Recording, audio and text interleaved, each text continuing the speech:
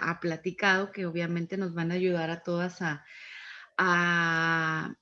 a sanar desde la raíz que viene desde adentro hacia afuera. Entonces, bueno, me encanta que estemos aquí juntas, que por fin hayamos coincidido. Me encanta que voy a estar con mi hermanita. Y bueno, gracias Ramiro y gracias Claudine. A tus órdenes. Gracias a ti.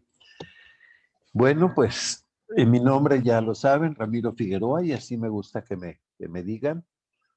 Yo nací en Sayula, Jalisco, un pueblito que está al sur del estado, al sur de Guadalajara, rumbo a Manzanillo. Y digo que tuve la suerte de haber nacido en un pueblo porque pues desde niño fui muy intenso y el estar en el pueblo de mi casa se abría, no sé, a las 7 de la mañana, 6:30 de la mañana, y se cerraba a las 11 de la noche y uno podía entrar y salir sin tener que pedir permisos, ¿verdad? Claro, como era muy intenso, pues tuve muchos conflictos con las figuras de autoridad, con los maestros, con mis papás. Fui considerado un niño problema y claro que tuve también una adolescencia intensa. Desde muy temprana edad me dio el vicio de la lectura. Yo creo que me empecé a refugiar en los libros. Permítanme tantito.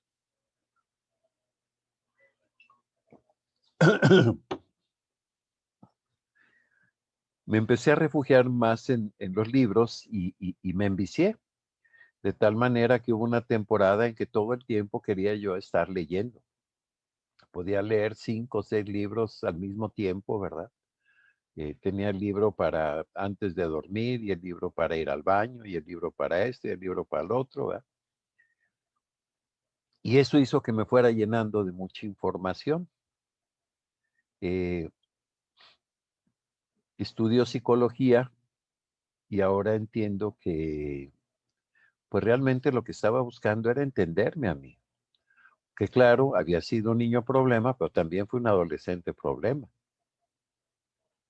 Siempre con conflictos, sobre todo con las figuras de autoridad. Entro a psicología y tengo mucho interés por el área clínica. Y en el área clínica me gustó mucho lo que era el psicoanálisis, ya que manejaban el método científico, por lo cual creía yo que era un conocimiento 100% verdadero. Desde el segundo año que estoy en psicología, me empiezo a psicoanalizar, empiezo a hacer mi psicoanálisis y eso me ayudó a entender la personalidad neurótica que yo había generado. Me convertí en una persona sumamente impaciente, irascible, por cualquier cosita brincaba, estallaba, siempre contestaba así como con enojo. Y eso pues me estaba trayendo problemas con mis relaciones personales. No nada más en esa área, sino que me empecé a afectar mi salud. Con problemas gástricos, ¿verdad? Problemas para dormir. Total, que el psicoanálisis me ayudó a entender cómo esa personalidad neurótica que yo había desarrollado, pero me dio entendimiento, no me llevó a un cambio. Entonces yo digo que me hice un neurótico consciente. Desde antes de terminar mi carrera empiezo a hacer mi servicio social en centros de integración juvenil y después me contratan ya como psicólogo. Y fue un tiempo en una primera parte muy interesante, muy bonito, porque recién ingresé, estaba un director que eh, abogaba mucho por hacer que te superaras. Entonces, constantemente teníamos talleres y cursos de diferentes cosas. Además, tenía la oportunidad dentro de la institución de trabajar el área clínica de manera individual, pero también en grupo, ya que también teníamos una clínica de desintoxicación.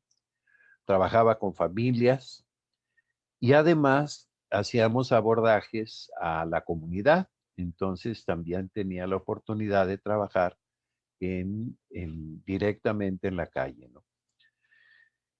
Pasa el tiempo y este director en un accidente muere, es sustituido por otra persona que era parte del equipo y con el cual yo traía conflictos por la forma en que él trabajaba y la forma que yo trabajaba. Total, desde que sube a la dirección me la empieza a hacer de cuadritos, ¿verdad? Hasta que hubo un día que definitivamente le menté la madre, estuvimos a punto de pelearnos y me corrió. Me corrió de centros de integración juvenil, cosa que ahora agradezco porque si no me hubiera corrido, quizás todavía y siguiera. Total que desde antes yo me di cuenta, antes de salir de centros de integración juvenil,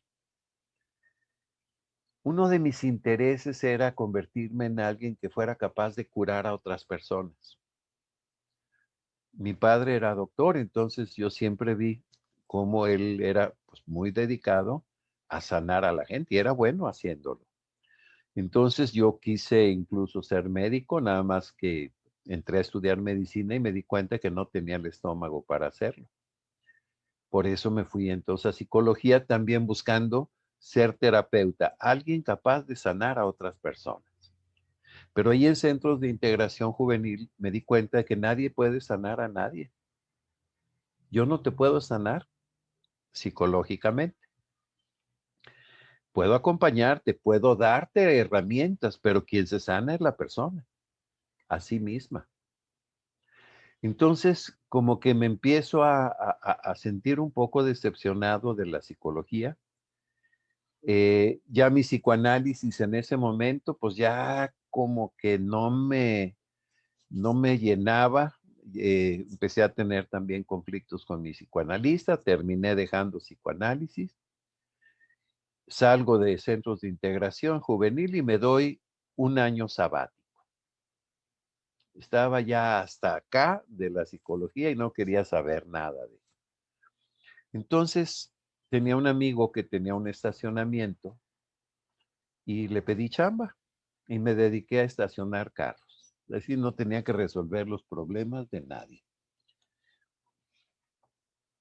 Después de un tiempo, me dio por empezar a investigar otras psicologías, ya que yo me había enfocado básicamente en el psicoanálisis y en el área clínica.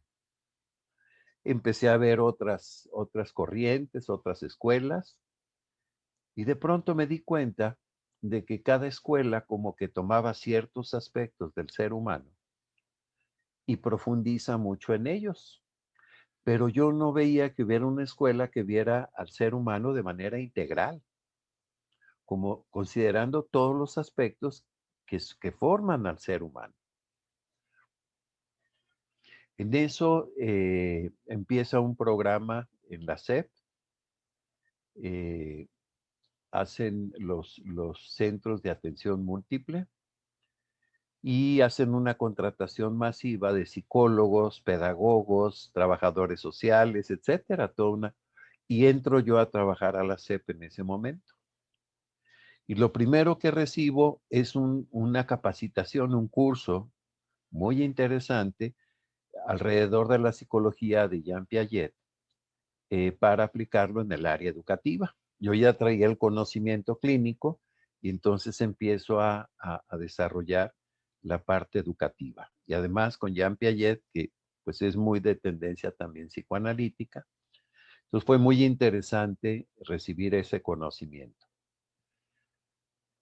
Ya trabajando para la SEP, me enfoqué más en lo que era educación especial y dentro del área de educación especial me gustaba mucho lo que era la psicomotricidad y la sensopercepción. Paso de la SEP, paso a trabajar a Guadalajara, a un centro, una escuela donde trabajábamos, una escuela primaria, donde trabajábamos con casos severos de conducta.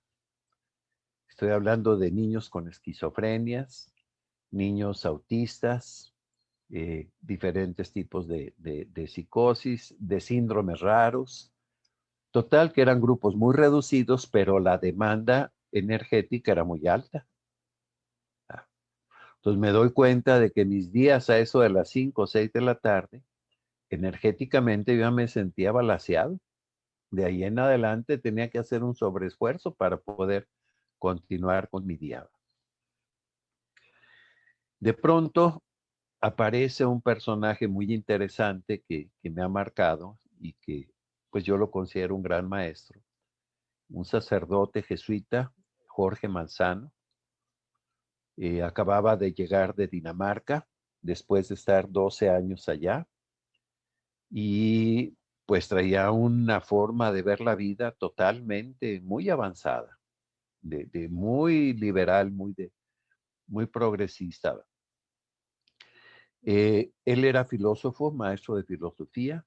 Empiezo a tomar algunos cursos de filosofía con él. Y también en eso aparece un segundo personaje igualmente interesante, un indígena que venía del centro de México, que era pedagogo, Acamasíhuatl, y nos hacemos amigos. Lo presento también con el padre Manzano, y resulta que Acamasíhuatl venía de una familia de tradición mexica. Resulta que nos empieza a platicar que a su familia le tocó conservar una rama de conocimiento desde el tiempo de la conquista. Y nos habla de la famosa consigna de Cuauhtémoc, que cuando Cuauhtémoc ve que los españoles, pues no nada más están interesados en el oro, sino que no les interesa nada de la cultura que se había generado aquí en México. Entonces reúne a los tlatoanis, a los diferentes tlatoanis que hay en ese momento y les pide que guarden celosamente los conocimientos. Cierran todas las casas donde se estudiaba, los Cuicacali, las Xochicali, y manda que guarden celosamente ese conocimiento y que va a haber un tiempo, habla del Iscalot, en donde va a haber el resurgimiento de ese conocimiento. Y dice la consigna que van a pasar 10 ciclos y en el 10º ciclo, que es el Iscalot, es cuando viene el resurgimiento. Ustedes saben que los ciclos mexicas eran de 52 años. Si sumamos 9 ciclos de 52 años a la fecha en que cae Tenochtitlan, nos da 1989. Ese año inicia el Iscalot y ese año es el que Acamasíhuatl está en Guadalajara y junto con el padre Manzano y otras personas empezamos a recibir ese conocimiento. Entonces el padre Manzano le llamó a ese taller filosofía náhuatl, aunque no era propiamente que nos sentáramos y escucháramos una disertación de Acamasíhuatl. Generalmente lo que hacíamos era irnos al campo o en algún lado hacíamos algún tipo de ceremonia o actividades. Y lo interesante de esto para mí es que de pronto íbamos al campo y no sé, te decían, a ver, súbete a un árbol.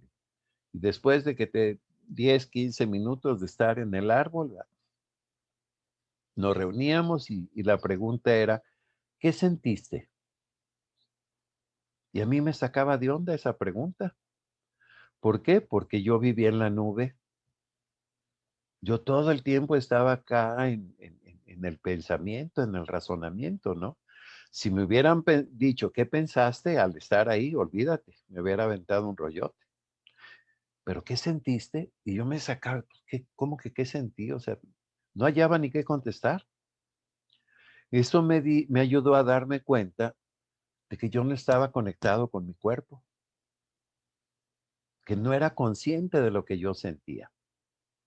Entonces, poco a poco, a través de diferentes actividades, empecé a estar un poquito más en contacto conmigo empecé a darme cuenta de todos los procesos que se dan en el cuerpo, todas las sensaciones, etcétera, ¿verdad? Y eso me empezó a gustar. Total, que estamos ya en ese entrenamiento cuando llega un tercer personaje, Mark Tune, inglés, que fue el creador de la meditación pragmática. Él, pues era un ser muy interesante, ¿verdad? Porque de niño en Inglaterra fue un niño de la calle y fue adoptado por un matrimonio, se lo llevan a vivir a la Argentina y cuando llega a la preparatoria se va a hacer estudios a Estados Unidos. Termina y en vez de seguir una carrera convencional, se interesa mucho por el hermetismo. Contacta a una sociedad hermética, se pone a hacer estudios con ellos y vamos a decir, es iniciado en el hermetismo. Conoce a una chava que era canadiense, se casan, tienen 2 niños y en una ocasión que la señora va a Canadá a visitar a su familia, cae el avión, tienen un accidente y muere la señora y los 2 niños. Entonces Mark entra en un estado de desolación y lo único que se le ocurre es quererse ir al Tíbet a encerrar a un lamasterio y ahí quedarse toda su vida. Se traslada a la India, intenta entrar al Tíbet. En ese tiempo la situación estaba muy difícil. Acuérdense de que había problemas con la China.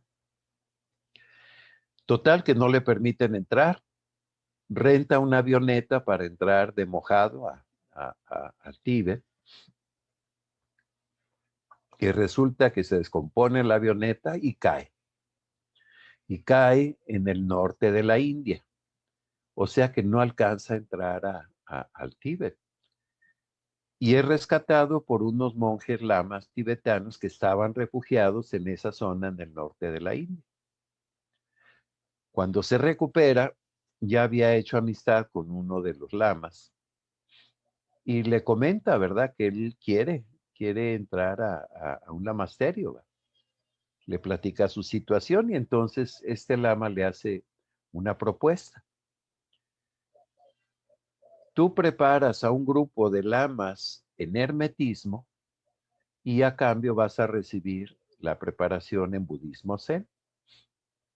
Entonces va a Tailandia e ingresa a un lamasterio y ahí permanece un buen tiempo.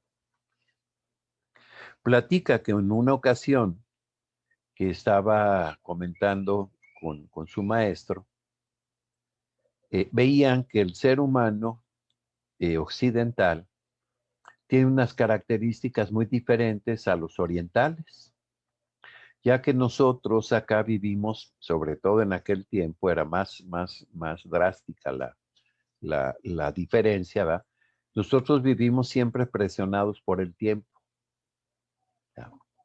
Somos una cultura muy estresada, pero además el tiempo lo asociamos con producción y la producción con generar riquezas, ¿verdad? Entonces, el no hacer nada es perder el tiempo, por lo tanto es no ser productivo, no estar generando riqueza.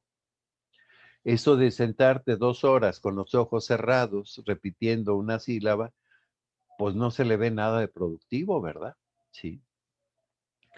Ay, Entonces, a mí me encanta no hacer nada. pues sí.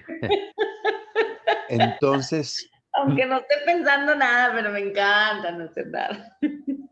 entonces el maestro le dice a Mark que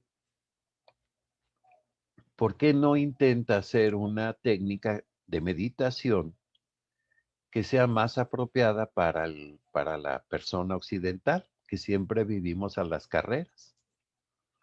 Entonces, ahí es cuando Mark empieza a unir los conocimientos que había recibido del budismo zen con el hermetismo. Y de esta mezcla de hermetismo y budismo zen surge lo que es la meditación pragmática. No inventa nada, lo que hace es secuenciar actividades y proponer un proceso.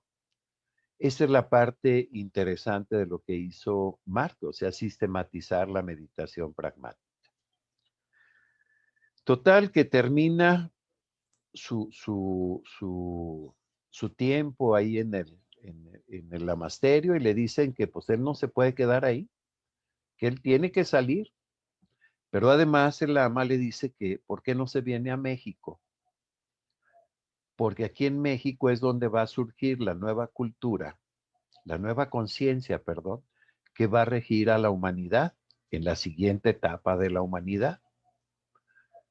Ellos hablaban, o comentaba Mark, que le habían comentado, que ellos consideraban que en una primera etapa el ser humano había desarrollado mucho la conciencia intuitiva. Y el gran logro de la conciencia intuitiva es la creación de las grandes religiones. Porque fíjate cómo en el fondo todas las religiones intentan explicar la existencia humana.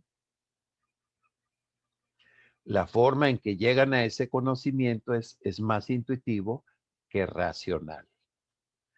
Luego viene la entrada de los griegos en escena, todos los filósofos griegos, en donde sobre todo Platón, Sócrates y Aristóteles proclaman que lo más importante en el ser humano es la inteligencia. Y la inteligencia, el aspecto racional del ser humano, lo consideran que es la parte espiritual. En cambio, todo lo que tenía que ver con intuición, emociones, sentimientos, lo asociaban con el cuerpo, con la materia. Entonces, los griegos, con esa manera de pensar, empiezan a modificar la conciencia del ser humano. Y es cuando empieza la etapa de la conciencia racional. El gran logro de la conciencia racional viene siendo el conocimiento científico. Pero el conocimiento científico nos ha llevado a ser más o mejores seres humanos o nos ha ido separando de nuestra parte humana. El hecho de ser hiperracionales nos ha hecho más o mejores seres humanos. Fíjense cómo nos separamos mucho de la naturaleza, ¿verdad?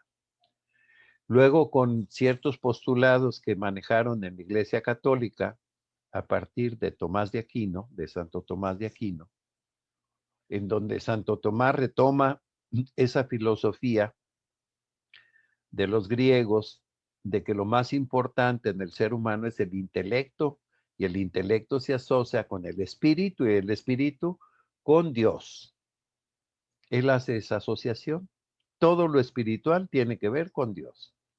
En cambio, todo lo que es intuición, todas las emociones, las pasiones, son asociadas al cuerpo, por lo tanto a la materia, y esto se asocia al diablo.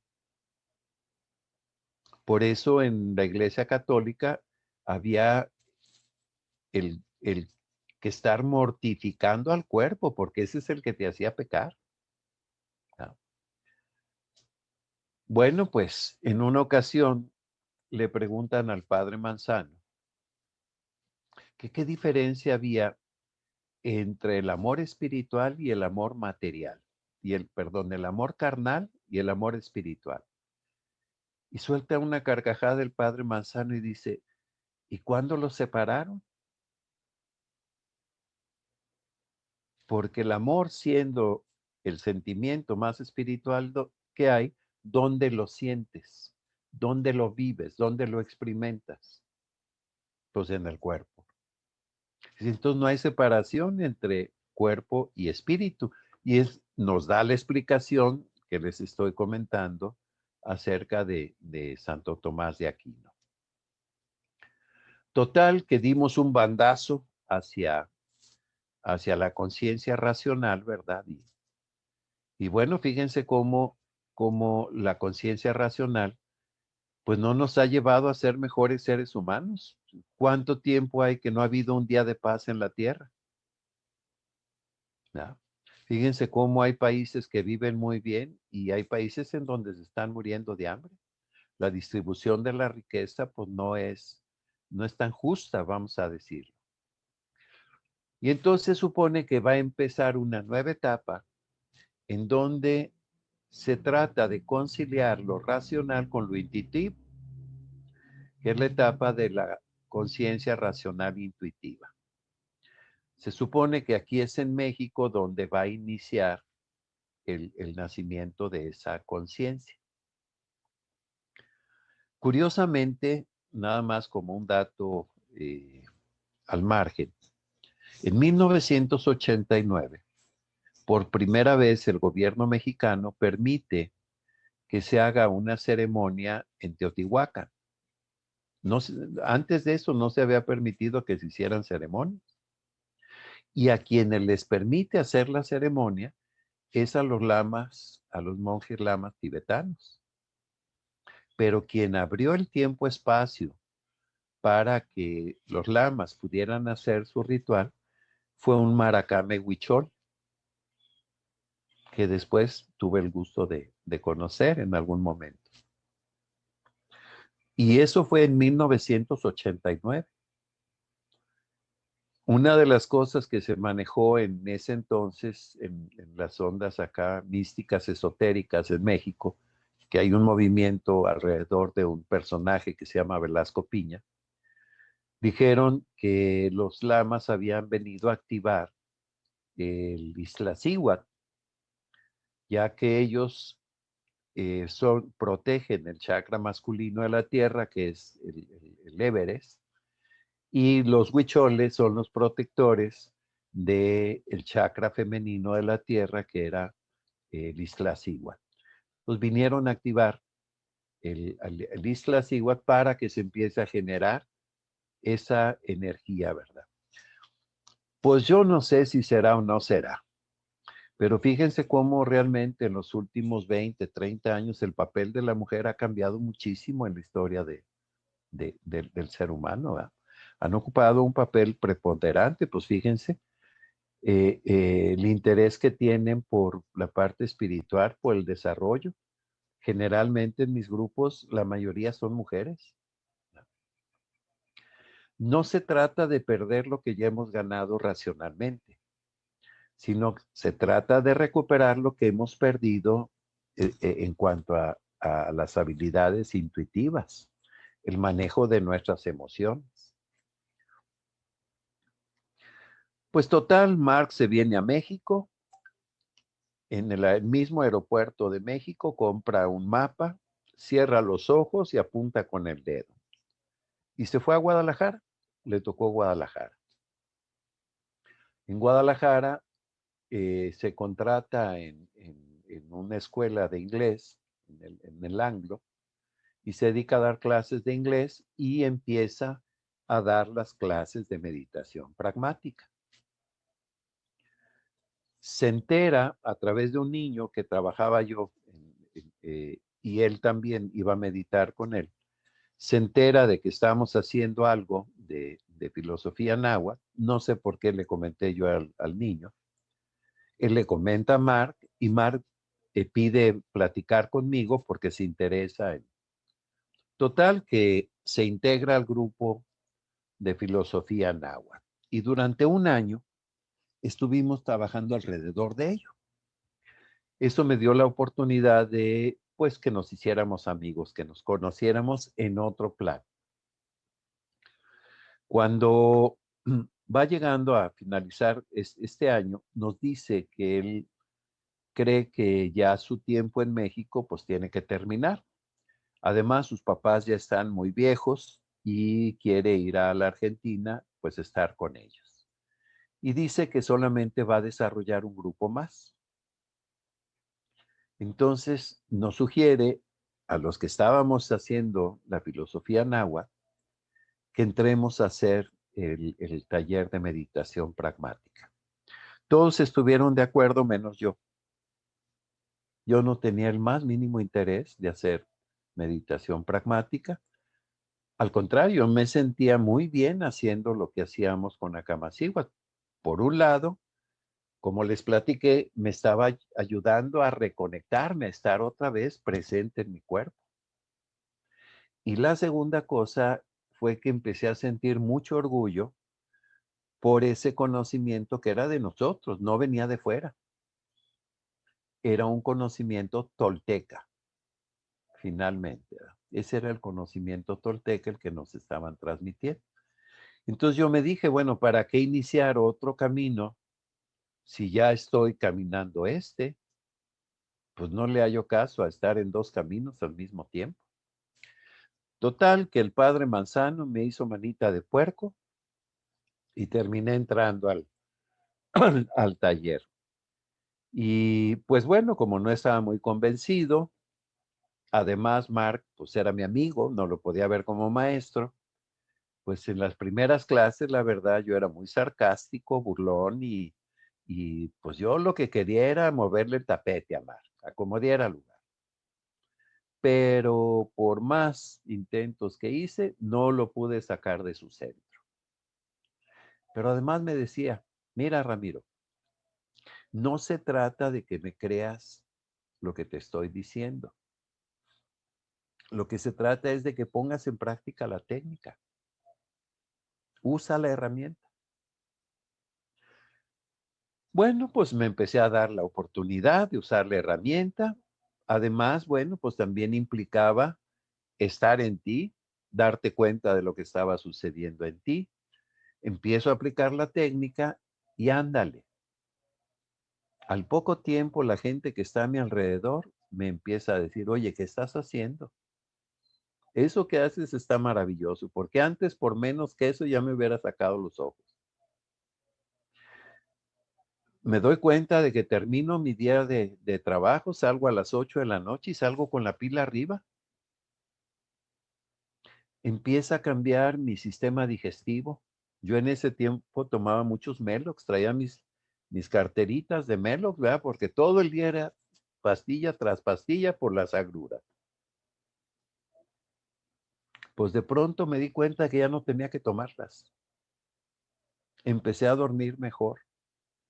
Ah, caray.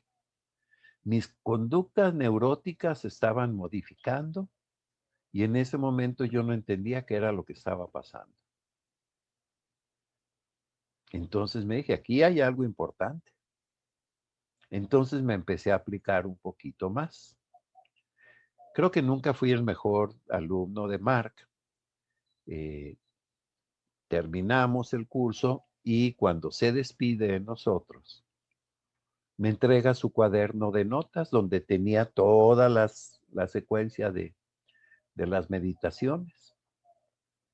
En ese momento no entendí por qué me lo daba a mí, ya que tenía alumnos pues bien avanzados, incluso alumnos que ya daban clases.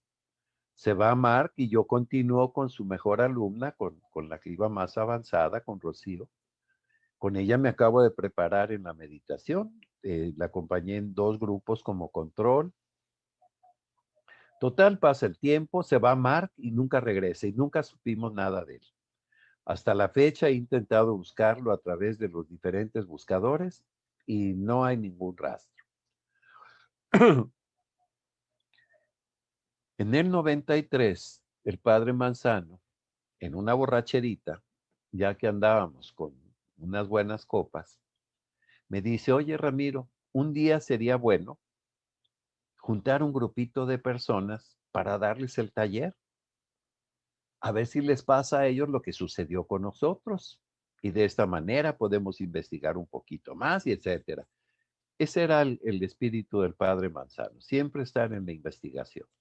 Sí, Jorge, un día lo hacemos, pero pues yo le di así como el avión, ¿verdad?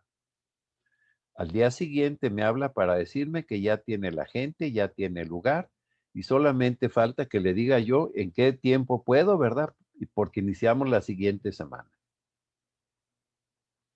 Andy, hijo del maestro. Y luego me dice, tú y yo vamos a ser los maestros.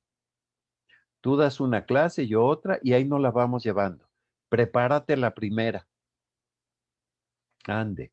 Cuando llego yo a esa primera sesión, ya está el grupo. Ya están todos. Yo fui el último en llegar.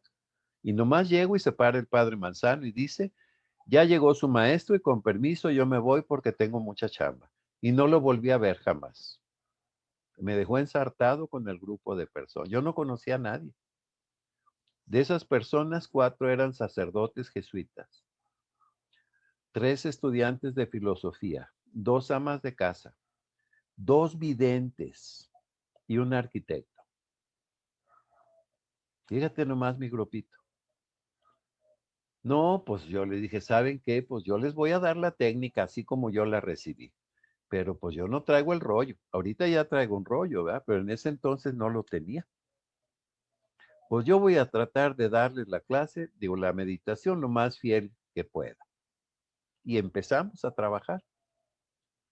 Al poco tiempo la gente empieza a comentar de todo eso que se va dando cuenta y cómo empiezan a transformarse.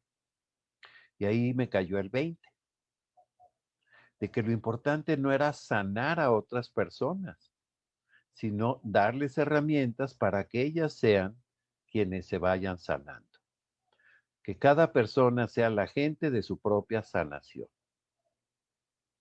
Entonces fue que empecé a tomar más en serio lo que es la meditación. Y bueno, antes de concluir el curso, que son 3 niveles, pues ya tenía yo toda la semana llena de grupos, porque inmediatamente la gente empezó a comentarlo, me empezaron a buscar, se iban armando grupos, etcétera, ¿verdad? En el 98 regresan los jesuitas acá a Monterrey y uno de los primeros en venir es el padre Manzar. Y al momento de estar en sus conferencias, continuamente mencionaba la meditación pragmática. Yo creo que lo hacía porque tenía un colmillo largo y retorcido, ¿verdad? Lo hacía para ir generando interés al respecto. Total que un día alguien me dijo, oiga, padre, pues cada rato menciona usted la meditación pragmática, díganos qué es. Total les da una breve explicación, pero más bien los invitó a hacer una meditación. A la gente le gustó y entonces nosotros queremos aprender de eso, padre. ¿Cómo le hacemos? No, yo les mando un instructor. Claro que yo no quería venir aquí a Monterrey. En, como a los 18 años vine de vacaciones con un amigo que tenía de aquí de Monterrey. Según eso, vine por 8 días y al tercer día me regresé porque no aguanté el calor. Y ahora irme a vivir, irme a trabajar a Monterrey, no. Pero además los regios son remochos. Me van a quemar con leña verde hablándoles yo de estas cosas, ¿verdad? Pues total que Ana María Roche, que era directora del Centro Loyola, estuvo lata y lata atrás de mí hasta que me enfadó y dije, bueno, ok, les voy a dar el curso ya para quitarme la monserga de esta persona. Les puse 1000 trabas para hacer el curso y todas las trabas que yo puse se las brincaron. Todo me concedieron y finalmente terminé viniendo a Monterrey. Durante 5 años iba y venía todas las semanas a Guadalajara, hasta que, bueno, pues me di cuenta de que aquí en Monterrey, pues valoraban mucho más lo que era la meditación. Yo en Guadalajara trabajaba como psicólogo y aquí hacía meditación. También tenía mis grupitos, pero ya menos. Total, que tengo ya, voy para 20 años de vivir aquí en Monterrey. Eh, y bueno, pues ahora me toca poner a su disposición lo que es este conocimiento de la meditación pragmática. Así fue como llegó a mí y realmente fue transformando mi vida, pero lo más interesante fue el, en este tiempo, el haber dado herramientas a tantas personas y ir viendo cómo las personas se van transformando. Esa es la parte más hermosa de este trabajo, ¿verdad? El ver cómo la persona al aplicar la técnica va logrando lo que ella quiere. La meditación pragmática no es terapia, puede ser terapéutica. Como no es terapia, a mí no me toca estar terapiando ni estar interpretando su información, pero sí me toca darles pautas para que ustedes vayan haciéndolo. A mí me toca dar la técnica, a ustedes les toca aplicarla. Lo único que necesitamos es su disposición, que realmente quieran hacerlo, no que se obliguen a hacerlo. No queremos que force nada. Queremos dejar a un lado el tengo que y el debo de, sustituirlo por el quiero. Entonces solamente se trata de que hagas aquellas cosas que quieres hacer por ti y para ti. A mí no me toca decirte qué tienes que cambiar, eso lo decides tú. A mí me toca darte la herramienta para que puedas hacerlo. La meditación pragmática son técnicas que se aprenden al meditar, pero que son para usarse en la vida cotidiana. Porque en la vida cotidiana es donde tenemos los retos de vida. Ahorita, ¿verdad? Pues acomodamos las cosas, nos estamos apartando de los demás, ¿verdad? Para poder tener un rato de meditación. Bueno, pues aquí no se crece, aquí se aprende. El crecimiento está allá afuera, ¿verdad? A la hora que salgamos y podamos enfrentar de mejor manera lo que nos corresponde, ¿verdad? Pues ahí es donde tenemos que ser mejores personas y estar lo mejor posible. Eh, bueno, pues básicamente eso es lo que sería la meditación pragmática. Ya lo dije, aquí no hay maestro, aquí hay instructor, porque el maestro es el que sabe, el que te dice por dónde tienes que irte. A mí no me toca decirte eso. A mí me toca instruirte en una técnica, en una herramienta. Por lo tanto, no tienen por qué creer lo que yo les diga. Va a haber cosas en las que vamos a estar de acuerdo y va a haber cosas en las que no. Y esa parte realmente no es importante. En la meditación pragmática lo importante es la técnica y que la pongas en práctica. El rollo, puedes ponerle el rollo que tú quieras. Fue bien interesante el darme cuenta cómo lo que trabajamos en la meditación pragmática era igual que lo que hacíamos en filosofía náhuatl, pero era con otros conceptos, eran otras las palabras. Pero es lo mismo que decían o lo que proponían los grandes filósofos. Claro que cada filósofo tiene su floritura, ¿verdad?, de palabras y lo dice de una manera. El haber estado con el padre Manzano, con Mark y con Acamasíhuatl y ver esa postura, esa apertura que tenía el padre Manzano para ir sincretizando el conocimiento de Mark, el de Acamasíhuatl, con lo que él manejaba de filosofía y además dentro de un contexto católico, pues era bien interesante y te das cuenta de que en el fondo todos los grandes conocimientos y todas las grandes religiones van hacia donde mismo. Tienen diferentes técnicas, tienen diferentes lenguajes, pero en el fondo se busca lo mismo, la superación del ser humano, que cada vez seamos mejores, que seamos mejores con los demás y que hagamos mejor lo que nos corresponde hacer. Pero además yo le agregaría que lo que tenemos que aprender es a saber hacerlo a nuestro ritmo, porque en nuestra cultura generalmente vivimos presionados, pero no hay nadie atrás de ti que esté con una pistola exigiéndote ni presionándote. Quien se presiona eres tú, quien se exige eres tú, quien quiere lograr las cosas lo más pronto posible eres tú. Y de esa manera no estamos respetando nuestro ritmo de crecimiento. Esto es algo que yo he aprendido en muchos años de convivir con la comunidad huichola. El primer año que subí, que fue precisamente en el 90, yo llegaba, ¿verdad? ¿Y a qué horas empieza la ceremonia? Pues ya que empiece. Y ya que estábamos en la ceremonia, ¿cómo a qué horas irá a terminar? Pues ya que se acabe.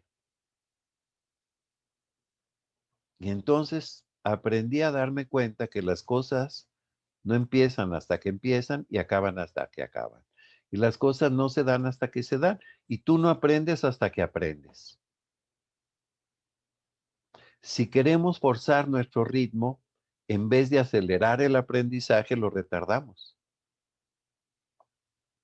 Si crecemos a nuestro ritmo, nos va a ir llegando lo apropiado a nuestro nivel vibratorio. Por ahí dice el dicho, cuando el alumno está listo, aparece el maestro. ¿Ya? Entonces, pues va un poquito por ahí. Lo importante es que lo intentes, pero que no te forces. Que lo hagas desde el quiero y no desde el tengo que. ¿Ya? Bueno, no sé si hay alguna pregunta, algún comentario. Ya agarré el micrófono y no lo he soltado.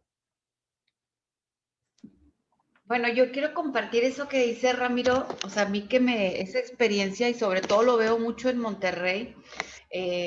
Antes de venirme a este país de Panamá, pues obviamente yo vivo en Monterrey, mi familia está en Monterrey, pero estuve viviendo un año, 3 meses en Querétaro, ¿sí?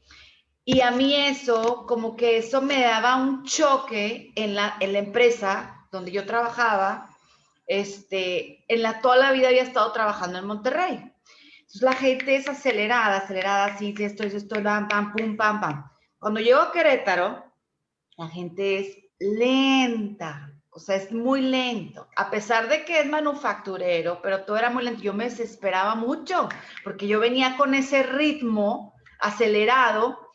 Entonces tuve que aprender bastante a decir, ok, está bien, respiro y déjalos que hagan las cosas cuando tienen que hacerlas. Oye, bueno, para no echarles el cuento muy largo, yo creo que, como dicen, todo es perfecto, todo va pasando por algo, todo va pasando por alguna razón. Después, yo me caso, renuncio a todo, me vengo para acá, para Panamá, y aquí les dijeron, quítate que ahí te voy. Aquí son más lentos todavía que Querétaro. O sea, aquí todos van a su ritmo, no sé si es ambiente playero o qué, pero yo llegaba, o sea, no, acá ya no trabajaba, pero llegaba al súper y yo aceleraba, no sé qué, a ver, hágame esto. Ah, tome su turno, ahí voy.